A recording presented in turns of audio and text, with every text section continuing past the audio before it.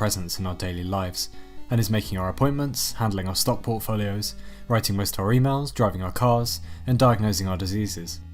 The Turing test was successfully passed in 2020, and while it was a milestone for AI, the winner did little more than just mimic human conversation. In 2036, however, a Bulgarian computer scientist called Maria Danilova successfully generates a self-improving learning algorithm called Cato, basing it on human neural nets.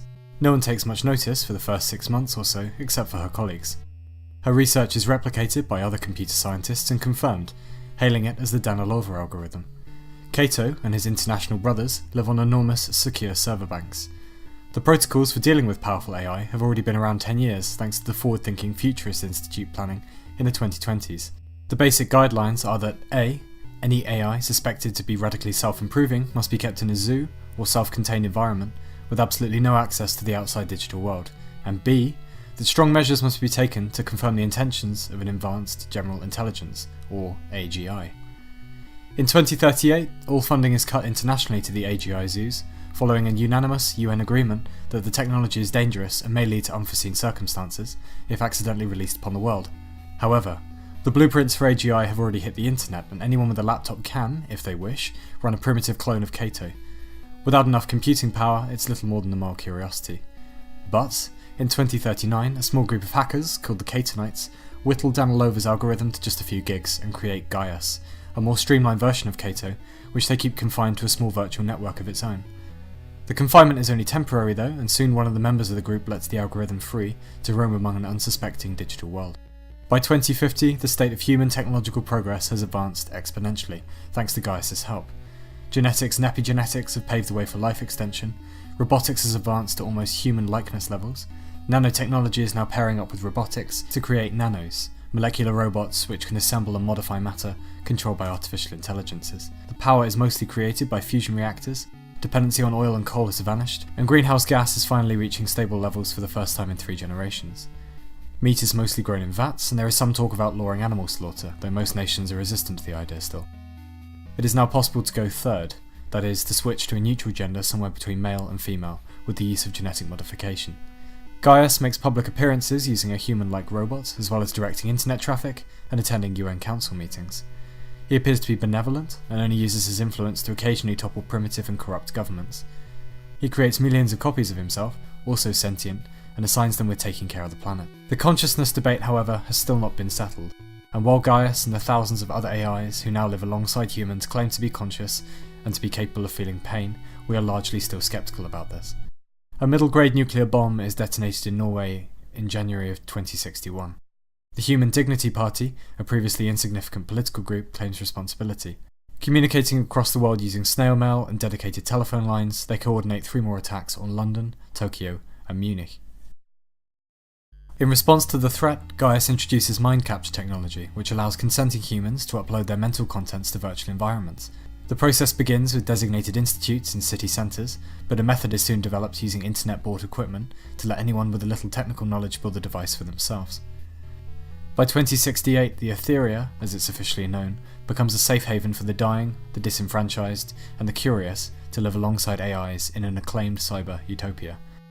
By 2075, mind uploading becomes standardised by Western governments for those with terminal illnesses. Dying without having made a mind copy is soon considered a tragedy. The living regularly correspond with digital versions of their dead relatives, and the Etheria is recognised as a nation in its own right. Reproduction is allowed in the Etheria, and its population soon rises to over 100 billion digital souls. Many are altered copies of the originals, and it is not unusual for an individual to clone themselves several thousand times over.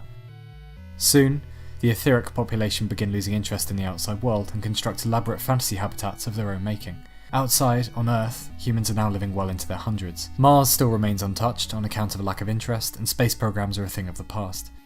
By the 2080s, life outside the Etheria is considered just another stage in the maturation of humans, much like childhood and adolescence, with true adulthood culminating in uploading one's personality to the Etheria and existing in a state of constant bliss. Terrorist cells still exist and routinely try to kill etheric representatives, but by now the Etheria servers are stored underground in secret locations and remain undiscovered. With almost flawless birth control, the planet's population has fallen to just under 1 billion, and physical death is now considered a choice rather than a necessity. Over half the population are third gender now.